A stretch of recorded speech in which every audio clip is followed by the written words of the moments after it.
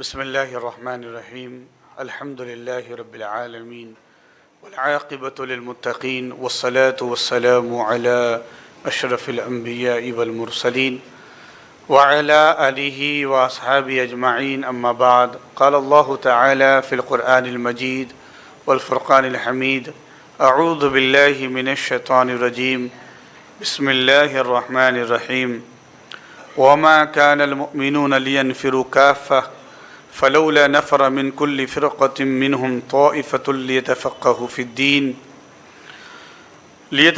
في الدين ولينذروا قومهم إذا رجعوا إليهم لعلهم يحذرون صدق الله العظيم. وقال النبي صلى الله عليه وسلم إن لكل شيء دعامة ودعامة هذا الدين الفقه او کما قال علیہ الصلوۃ والسلام. اللہ کا بے پناہ احسان، اس نے ہمیں رمضان کا مہینہ نصیب فرمایا، اور آج رمضان المبارک کی یہ پہلی تاریخ ہے، پہلا روزہ ہے. اور گزشتہ سالوں کی طرح اس سال بھی روشن مسجد پونے میں ظہر کی نماز کے بعد فقہی درس کا اہتمام الحمدللہ جاری ہے. اللہ پاک ہمیں علم حاصل کرنے اور جو ہمیں سنایا گیا ہے اس پر عمل کرنے کی توفیق عطا فرمائے. سورہ توبہ کی آیت نمبر 122 میں نے پڑھی ہے، جس میں اللہ پاک ارشاد فرماتا ہے، اور تمام اہل ایمان تو ایک ساتھ نکل نہیں سکتے، ایسا کیوں نہیں ہوا کہ ہر بڑی جماعت سے کچھ خاص لوگ نکل جاتے تاکہ وہ دین کی فقہ و فہم کو حاصل کرے اور اپنی قوم کو ڈرائے جب ان کی طرف واپس ہو، تاکہ وہ گناہوں کی زندگی سے بچے.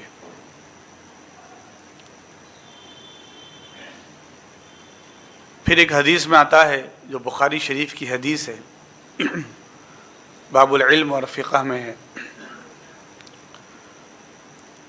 کہ اللہ کے رسول صلی اللہ علیہ وسلم فرماتے ہیں، اللہ جس بندے کے ساتھ بھلائی کا معاملہ چاہے اسے دین کی سمجھ عطا فرماتا ہے، اور بے شک میں تقسیم کرنے والا ہوں اور اللہ مجھے عطا کرتا ہے.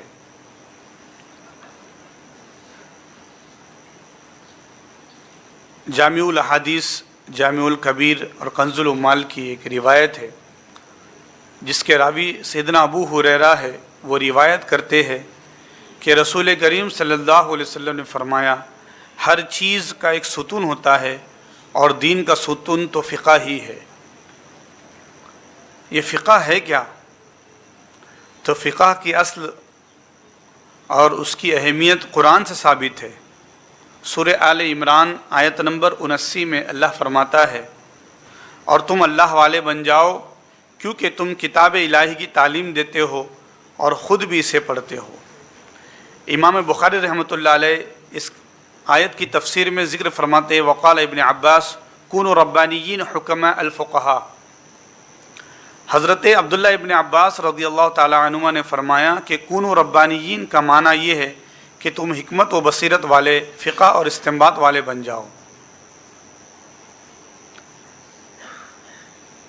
تو صحیح بخاری شریف میں اس کی تفسیر یہی بیان کی گئی کہ فقہ بن جاؤ، حکمت و بصیرت والے بن جاؤ، فکر کرنے والے بن جاؤ، دین کی سمجھ بوجھ رکھنے والے بن جاؤ. تو دین کی سمجھ بوجھ کرنا، قرآن و حدیث میں غوطہ لگانا، اس میں غور و فکر کرنا، یہ مخصوص لوگ ہوتے ہیں. جس طریقے سے علماء، فقہا، مجتہد یہ غور و فکر کرتے ہیں، اور غور و فکر کر کے ہمیں یہ نچوڑ دیتے ہیں اور ہمیں یہ کنکلوژن دیتے ہیں کہ اس کا مسئلہ کیا ہے اور اس کا حل کیا ہے۔ اس کی ایک عام مثال سمجھیے کہ جو ہم موتی دیکھتے ہیں، قیمتی پتھر یا قیمتی گوہر دیکھتے ہیں، وہ سمندر میں ہوتے ہیں، تو ہر آدمی تو اس کو نکال کے نہیں لا سکتا، تو اس کو نکال کر لا کے دینے والے کچھ ماہر ہوتے ہیں، غوطہ خور، جو سمندر میں غوطہ لگاتے ہیں، تیراک ہوتے ہیں، ماہر ہوتے ہیں، اور وہ پھر جا کر وہ پھر اسے تلاش کر کے نکال کر پیش کرتے ہیں۔ ایک عام آدمی بولا کہ میں بھی اسے نکال کر لاؤں گا تو اس کے جان کے لالے پڑ جائیں گے۔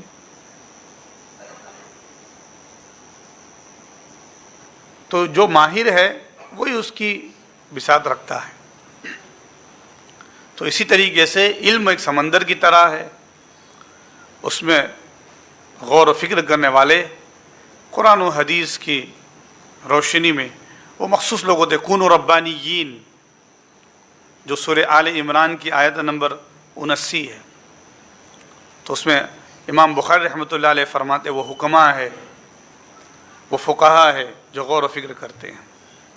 میں آج اس لیے یہ بتا رہا ہوں کہ فقہ کا درس جو ہونا ہے، تو یہ جو کتابیں دیکھ رہے ہیں ہم، یہ اہل اللہ نے اور فقہا اور مجتہدین نے اس کے اوپر کام کیا اور ہم کو بتایا کہ کیا کرنا چاہیے، کیا نہیں کرنا چاہیے۔ اس کی ایک مثال دیکھیے آپ، قرآن مجید میں اللہ فرماتا ہے انما حرم علیکم المیتۃ والدم، کہ تم پر ہم نے حرام کر دیا مردہ۔ حلال جانور جو مردہ ہو جائے وہ جب زندہ ہے اس کو ذبح کر کے کھانا ہے، اور اگر مرا ہوا ہے تو کھا سکتے کیا؟ نہیں کھا سکتے، تو مردہ نہیں کھا سکتے۔ والدم، اور خون بھی حرام ہے۔ ولحم الخنزیر، اور خنزیر کا گوشت بھی حرام ہے۔ تو یہ قرآن پاک نے بتا دیا کہ یہ مردہ گوشت جو حلال جانور ہے لیکن مردہ ہے تو وہ نہیں کھا سکتے، خون اس کو جمع کر کے کھا رہے ہیں تو نہیں کھا سکتے، کیونکہ جیسے خون نکلتا ہے وہ جمع ہو جاتا ہے۔ کچھ لوگ اس کو بھی کھاتے ہیں تو کہا نہیں۔ ولحم الخنزیر، اور خنزیر کا گوشت بھی حرام ہے۔ اب اس کے علاوہ پھر ذہن میں آئے گا تو کیا پھر کیا گدھا کھا سکتے کیا؟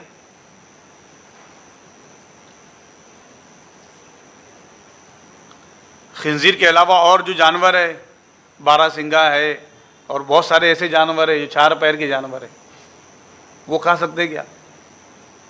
تو آپ کہیں گے ہاں وہ قرآن میں تو بس خنزیر کے بارے میں آیا، باقی کھا سکتے ہیں۔ نہیں، ہمیں غور کرنا پڑے گا کہ فقہا جو بتائیں گے چارہ کھانے والے جانور کون سے ہیں، کس سے کیسے دانت ہے، کون سے جو ہے وہ پرندے حلال ہے، کون سے پرندے حرام ہیں،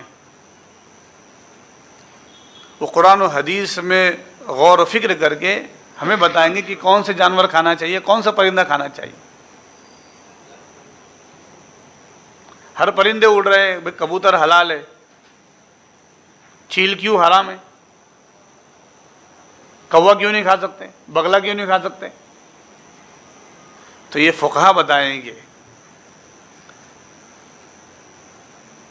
کہ کون نوچ کے کھاتا ہے۔ بھئی مرغی بھی تو اڑتی ہے، وہ حلال ہے، دوسرے اور پرندے کیوں نہیں حلال ہے؟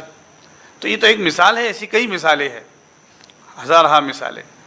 تو یہ علم فقہ ہے جس کے لیے رسول کریم صلی اللہ علیہ وسلم نے فرمایا ہر چیز کا ایک ستون ہوتا ہے، اور دین کا ستون تو فقہ ہے۔ یہ اصول ہے جو ہمیں معلوم ہوتے ہیں کہ کس طریقے سے کیا کرنا چاہیے، کیا نہیں کرنا چاہیے، اور اس کے بتا دینے سے، اس کے واضح ہونے سے ہمیں شریعت پہ چلنا آسان ہوتا ہے اور ہمارے لیے راہ ہموار ہوتی ہے، ہم غلط طرف نہیں جاتے، اور اس کا علم حاصل کرنا بھی ضروری ہے۔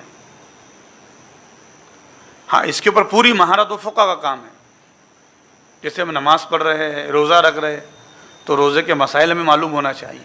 یہ فقہ کا درس ہم نے اسی لیے رکھا ہے تاکہ ہمیں جب ہم نماز پڑھ رہے ہیں تو معلوم ہونا چاہیے ہم نمازوں میں فرائض کیا ہے، واجبات کیا ہے، کن چیزوں سے نماز توڑی آتی ہے۔ وضو کر رہے ہیں، نواقض وضو کیا ہے، وضو کس چیز سے توڑی آتا ہے، کب باقی نہیں رہتا وضو، غسل کب باقی نہیں رہتا؟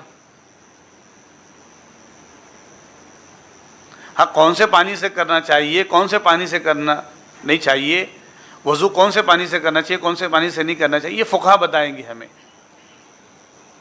ہمیں اتنی مہارت نہیں ہے۔ کسی میں کیسی بو آ جائے، کوئی بال ہمیں نظر آ جائے پانی کے اندر، وہ پانی کنویں سے آ رہا ہو، وہ پانی ٹینکی سے آ رہا ہو، اور ٹنکی میں کوئی پرندہ مرا ہو، کوئی جانور مرا ہو، تو یہ ہماری رہنمائی کون کرے گا؟ یہ فقہا کریں گے۔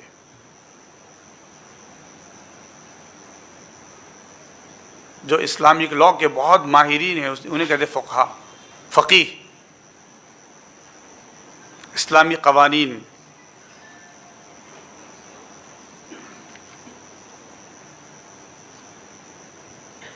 تو حاضرین، فقہ کی ضرورت کیوں ہے؟ کچھ لوگ کہتے نہیں قرآن حدیث ہے، ہمارے لیے فقہ کی ضرورت کیا ہے؟ تو چونکہ ہر دور کے تقاضے ہوتے ہیں، مختلف دور ہے جس کی بنا پر انسان ہر وقت نئے مسائل انسان گوتے ہیں۔ ابھی فی الحال میں بہت سارے نئے مسائل چل رہے ہیں، تو ان مسائل کو کون حل کرے گا؟ جیسے کہ فقہ نے ذکر کیا، شیئر بزنس ہے، اس کو دیکھ لیجئے، اس کی کون سی صورت جائز ہے، کون سی صورت ناجائز ہے، فکس ڈپازٹ کی کون سی صورت جائز ہے، کون سی صورت جائز نہیں ہے، کسی چیز کی آن لائن خرید و فروخت کرنا، اپنے قبضے میں آنے سے قبل کس چیز کو بیچ دینا، لائف انشورنس ہے، اسی طریقے سے میوچول فنڈس ہے، کون سے فنڈس میں ہم جو ہے انویسٹ کر سکتے، کون سے فنڈس میں انویسٹ نہیں کر سکتے۔ ایسے بہت سارے مسائل ہیں جس کے بارے میں ہمیں قرآن اور حدیث میں ہم غور کریں اور جدید مسائل سے متعلق معلوم کرے، تو ہماری ناقص عقل نہیں سمجھ سکتی۔ ضروری کہ وہ کسی ایسے امام مجتہد کی طرف ہم غور کریں جس کا مسئلہ ہمیں حدیث شریف کی روشنی میں معلوم کر سکیں۔ ایک بہت عام آج جو آپ جس دور سے گزر رہے ہیں کہ میاں بیوی ہے، اولاد ہی نہیں ہو رہی ہے، اولاد ہی نہیں ہو رہی ہے، تو ٹیسٹی بیوبی کا ایک بہت مسئلہ چل رہا ہے، تو کیا کرے اس میں؟ کیا وہ کر سکتے کیا؟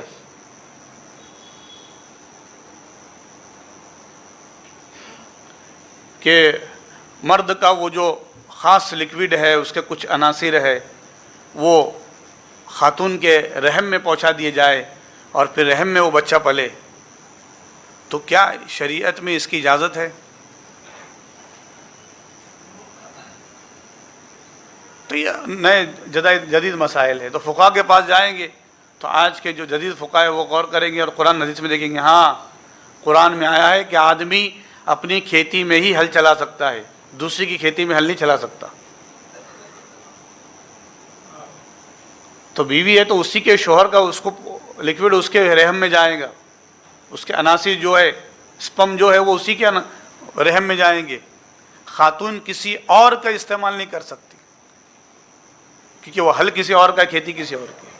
تو یہ قرآن پر جو نظر ہے یہ فقہا کی نظر ہے۔ تو آج اس طریقے سے بہت دوسرے ممالک میں بہت چل رہا ہے اس حوالے سے، اور ایسے کئی جو ہے نو مولود جو ہے وہ آج ہمارے ہندوستان میں موجود ہے، جو ٹیسٹی بیوی کے مثالیں ہیں۔ تو یہ جدید مسائل ہے، ان جدید مسائل کے پیش نظر فقہ کی ضرورت پڑتی ہے۔ اب کوئی کہے گا کہ بھئی قرآن و حدیث کو چھوڑ کر کوئی آج کا فقیہ اور کوئی امام کہہ رہا ہے، ہم اس کو کیسے مانیں گے؟ ہم تو قرآن و حدیث کی مانیں گے۔ تو بے شک قرآن ہی کہہ رہا ہے، سورہ نساء آیت نمبر 59 ورس نمبر 59 میں اللہ پاک فرما رہا ہے، اعوذ باللہ من الشیطان الرجیم، بسم اللہ الرحمن الرحیم، یا ایھا الذین آمنوا اطیعوا اللہ واطیعوا الرسول واولی الامر منکم والی آخر الآیہ، صدق اللہ العظیم۔ اے ایمان والو، اللہ کی اطاعت کرو اور رسول صلی اللہ علیہ وسلم کی اطاعت کرو، اور تم میں جو اولو الامر ہے ان کی اطاعت کرو۔ اب اولو الامر کون ہے؟ امام ابو جعفر طبری فرماتے ہیں جامع البیان میں، تفسیر القرآن میں، حضرت عبداللہ بن عباس، حضرت مجاہد، حضرت ابن ابو نجیح، حضرت عطا بن صائب، حضرت حسن بصری اور حضرت ابو العالیہ یہ ذکر کرتے کہ اولو الامر سے مراد فقہا ہے اور اہل علم حضرات ہے۔ یہ اتنے بڑے بڑے مفسرین یہ ذکر کر رہے ہیں۔ حضرت ابن ابو نجیح روایت کرتے، اور امام مجاہد سے روایت کرتے کہ اولو الامر سے مراد دین میں تفقہ اور فہم و بصیرت رکھنے والے فقہائے کرام ہیں۔ تو یہ فقیہ ہے جو تفقہ فی الدین، دین میں غور و فکر کرے۔ علامہ ابن کثیر اس آیت کی تفسیر میں ذکر فرماتے ہیں، جن کی تفسیر پوری دنیا میں مشہور ہے، حضرت علی بن ابو طلحہ حضرت عبداللہ بن عباس سے آیت کریمہ اولو الامر من کی تفسیر سے متعلق روایت بیان کرتے کہ اس سے مراد متدین فقہائے کرام ہے، اور اسی طرح امام مجاہد، حضرت عطا، حضرت حسن بصری اور حضرت ابو العالیہ رحمہم اللہ نے فرمایا کہ اولو الامر سے مراد علماء ہے۔ تو یہ بات اسی لیے کی جا رہی ہے کہ آج کے دور میں بہت سارے لوگ بول رہے یہ وہ مولانا لوگوں کا نہیں سننے کا، یہ کچھ بھی بولتے، یہ مدرسے سے پڑھے ہوئے کچھ بھی بولتے ہیں، تو پھر کس سے سنیں؟ پھر وہ ٹائی پینٹ شرٹ پہن کر جو آ کے لیکچر دے دیتے، تھوڑا بہت ادھر ادھر کچھ انہوں نے کیمپ کر لیا، اور وہ ٹائی پہ بول رہے فلاں انجینئر بول رہا پگڑی پہن کے، فلاں ایڈوکیٹ بول رہا ٹائی لگا کے، یہ انجینئر ڈاکٹر بولیں گے جنہوں نے انگلش فرفر کچھ سیکھ لیا اور پڑھ لیا، اور یہ مکۃ المکرمہ مدینہ کی لائبریری فقہا سے بھری ہوئی ہے، مصر کی لائبریری، دمشق اور بصرہ اور کوفہ کی جو لائبریریاں بھری ہوئی ہے، یہ اتنا بڑا انہوں نے علمی کام کیا۔ امام ابو یوسف، امام ظفر، امام محمد، امام حسن شیبانی، امام ابو حنیفہ، امام شافعی، امام مالک، امام احمد بن حنبل، امام بخاری، امام ترمذی، امام ابو داؤد، امام نسائی، یہ بڑے بڑے وقت کے امام ہیں جنہوں نے کام کیا ہے علم حدیث پر، فقہ پر۔ ہم ان کو نظر انداز کر دیں؟ ہم نہیں نظر انداز کر سکتے۔ اور آج بھی وہ فقہ موجود ہے، جدید مسائل درپیش ہے، انہی کی کتابوں کو پڑھ پڑھ کے ہمیں علم کی روشنی ملتی ہے۔ تو یہ فقہ کی اہمیت تھی۔ اللہ پاک ہمیں دین کی سمجھ عطا فرمائے، اور علم فقہ جو جس کی شمع روشن ہے اس سے ہمیں روشنی حاصل کرنے کی توفیق عطا فرمائے۔ اس لیے بتایا جاتا ہے کہ بھئی اہل علم، ایک فقہ کا علم حاصل رکھنے والا، کہ ایک آدمی وہ ہے جو تقریباً کئی سال وہ رات بھر عبادت کرتا رہا، وہ رات بھر عبادت کرتا رہا، اور ایک عالم سوتا رہا، تو وہ اس کا سونا جو ہے وہ افضل ہے اس کی عبادت سے، کیونکہ وہ علم حاصل کیا ہوا ہے۔ اور ایک عالم کی صحبت میں لمحہ بھر بیٹھنا کئی سال کی بے ریا عبادت سے بہتر ہے، علم حاصل ہوتا ہے نا، بہت سارے مسائل ہمیں معلوم ہوتے ہیں، تو ہمیں اس کی طرف غور و فکر کرنا چاہیے، اپنے بچوں کو حفاظ بنائے، علماء بنائے، خود بھی علم حاصل کرے، علم فقہ کی طرف ہم رغبت کرے۔ ٹھیک، اس کی چھوٹی سی ایک محفل، ایک مجلس یہ بھی ہے کہ علم فقہ کی ہماری یہ درس کی محفل بیٹھی ہوئی ہے، اس کی اہمیت قرآن و حدیث سے دیکھیے آپ کیا ہے۔ تو یہ روزانہ یہ درس روزانہ ظہر کی نماز کے بعد ہوگا، آپ لوگوں سے گزارش ہے کہ ضرور بضرور اس میں شرکت فرمائیں۔ تو یہ فقہ کے حوالے سے کچھ احادیث تھی اور قرآن کی آیات تھی جو ہم سن رہے تھے۔ اللہ پاک ہمیں جتنا سنے ہیں اس پر عمل کرنے کی توفیق عطا فرمائے۔ حاضرین، یہ تمام پروگرام ہمارے ریکارڈڈ ہے، جو روشن مسجد یوٹیوب چینل پر اور روشن مسجد پونے انسٹاگرام پر آپ دیکھ سکتے ہیں، اور کچھ سوالات جوابات کا بھی سیشن ہم نے رکھا ہے، تو کسی کے ذہن میں کوئی سوال ہو تو وہ پوچھ سکتا ہے۔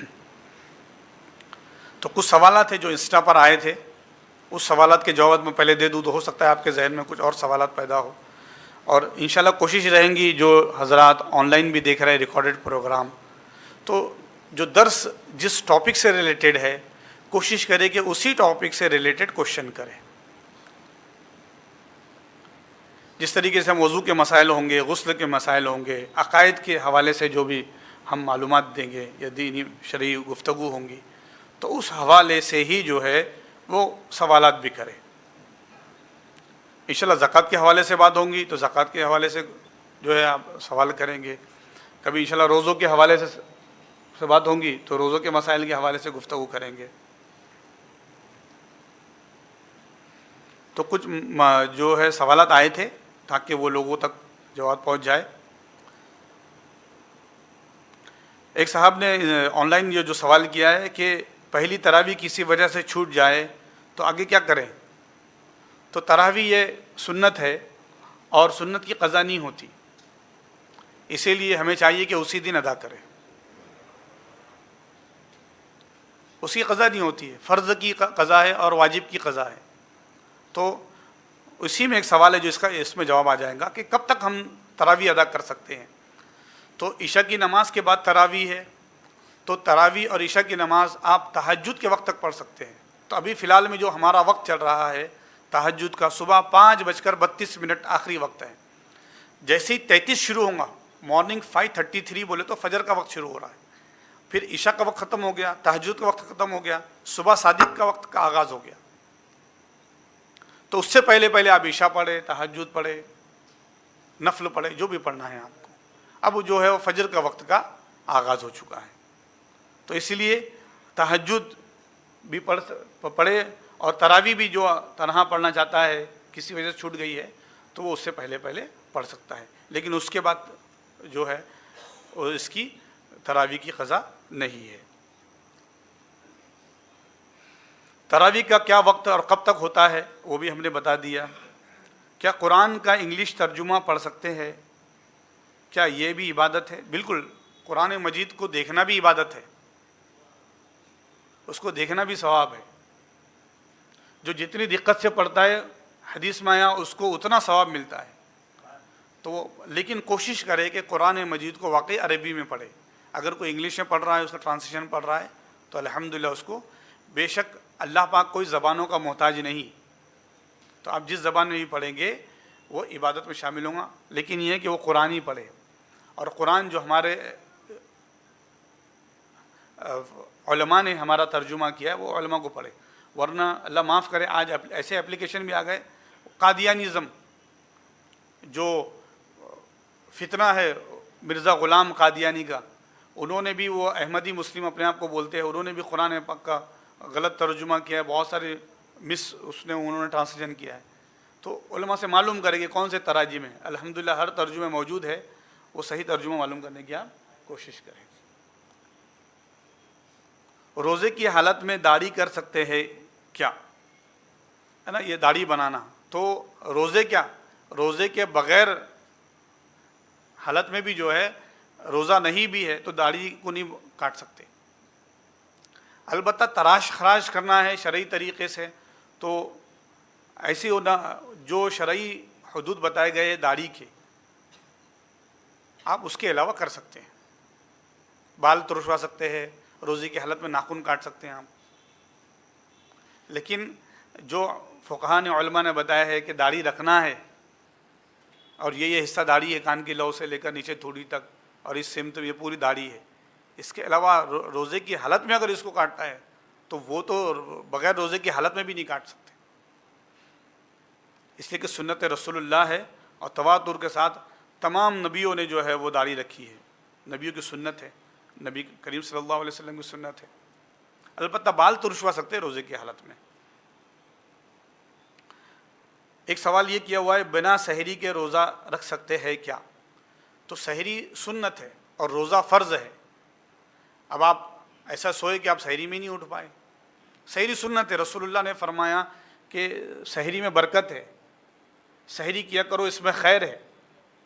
دیگر اور قوم میں اور ہماری قوم میں یہ فرق ہے کہ ہم سحری کرتے ہیں اور آخر وقت میں سحری کرو. تو آخر وقت میں سحری کرنے کا مطلب یہ نہیں ہے کہ 5:27 پہ ختم ہو رہا تو 5:25 پہ شروع کر کے 2 منٹ میں ختم کریں گے. آخر وقت میں سحری کرنے کا مطلب یہ ہے کہ جو رات کو کھا کے بولتے میں سحری کر لے رہا، ابھی پھول کھا لے رہا، رات میں 11-12 بجے تک افطاری میں بھی کھا رہا ہے، تراویح کے بعد بھی کھا رہا، اور پھر 2 بجے بھی کھا رہا، اور کیا بول رہا، ہو گئی اپنی سحری. تو یہ ہے کہ آپ آخر وقت میں صبح تہجد کے وقت میں سحری کریں، پھر وہ 4:30 بجے کرے، 5 بجے کرے، اس کا شمار آخر وقت میں ہی ہوگا. نہ کہ 5:27 پہ تو دیکھ رہا اور حضرت کا اعلان کا انتظار کر رہا، وقت ختم ہونے میں ہے اور بولا چلو پانی پی لو. اور اللہ معاف کرے، کچھ لوگ ایسے بھی ہیں جو بولتے اذان کے وقت تک سحری چلتی ہے، سحری ہوتی ہے، نہیں، اذان کا وقت فجر کے وقت میں، سحری کا وقت سحری کے وقت میں، دونوں کے درمیان کافی فرق ہے، 5 سے 10 منٹ کا فرق ہے۔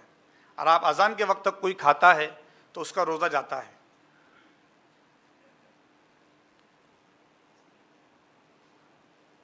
پھر ایک سوال کیا کسی بھائی نے، تراویح کی نماز سنت ہے یا نفل ہے؟ سنت ہے، فقہاء نے بتا دیے کہ سنت ہے، اس لیے کہ اس کا معمول صحابہ کا کثرت سے رہا۔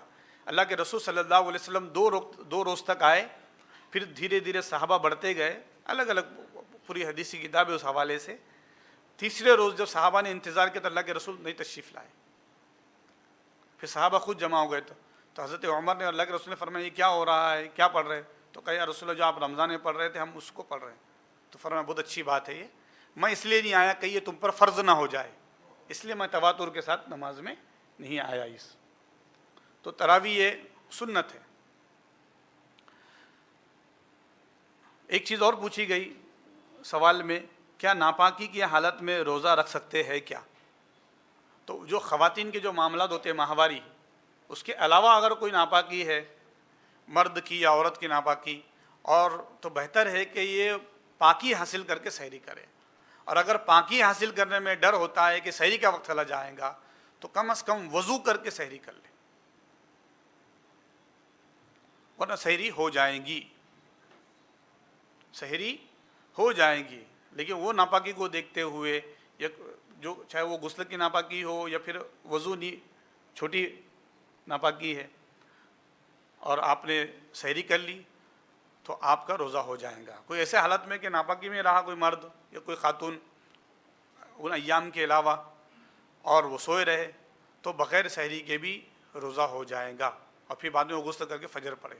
لیکن بہتر یہ ہے کہ غسل کرے، بہتر یہ ہے کہ وضو کرے، بہتر یہ ہے کہ پاکی کی حالت میں ہوں، اس لیے کہ یہ بہت بڑا فریضہ ہے اللہ کی طرف سے، اس کی برکتیں سمیٹنا ہو تو ہم کوشش کریں کہ ہم ناپاک بھی ہو جائے تو جلد سے جلد پاک ہو۔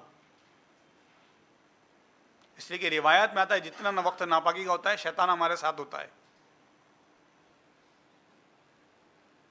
تو یہ چند سوالات تھے، کسی کے ذہن میں کوئی سوال ہو تو ایک دو سوال کرے، وقت کی قلت ہے۔ یہ جو سوالات آن لائن کیے گئے تھے ان کے جوابات ہم نے دینے کی کوشش کی ہے۔ اور کوئی سوالات ایسے ہوں گے آپ کے کہ جسے ہمیں دریافت طلب جو فقہی کتابوں کو دیکھنے کی ضرورت ہے، انشاءاللہ ہم پڑھ کے اطمینان بخش آپ کا جواب دیں گے۔ تو سوالات آپ کے ذہن میں نہیں ہے تو سوچ کر آئیے، جیسے کہ رمضان کا مہینہ جاری ہے تو آپ کے ذہن میں روزوں کے حوالے سے کوئی سوال ہوں گے، اور کیا بولتے ہیں نماز کے حوالے سے کوئی سوال ہوں گے، تو انشاءاللہ آپ سوچ کر بھی آ سکتے ہیں۔ بولیے جی۔ حالت روزہ میں آنکھوں میں دوائی ڈالنے کے لیے نئی دریافت فقہاء اور علماء کی ہوئی ہے کہ آنکھ میں ہم ڈالتے ہیں تو اس کا اثر حلق میں اترتا ہے، اس لیے آنکھوں میں دوائی روزے کی حالت میں نہیں ڈالنا ہے۔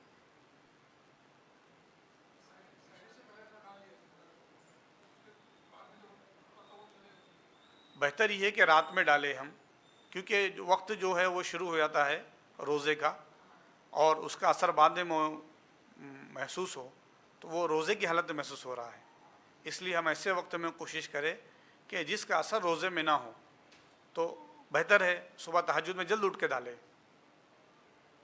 یا پھر رات میں سوتے وقت ڈالیں، رات میں چند وقت متعین کر لیں۔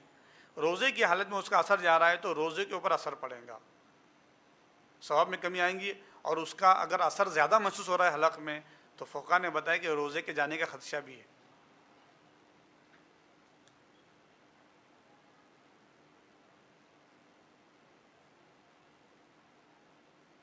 وصلی اللہ تعالی علی خیر خلق سیدنا و نبینا و مولانا محمد وعلی آلہ وصحبہ اجمعین، والحمد للہ رب العالمین، والسلام علیکم ورحمۃ اللہ۔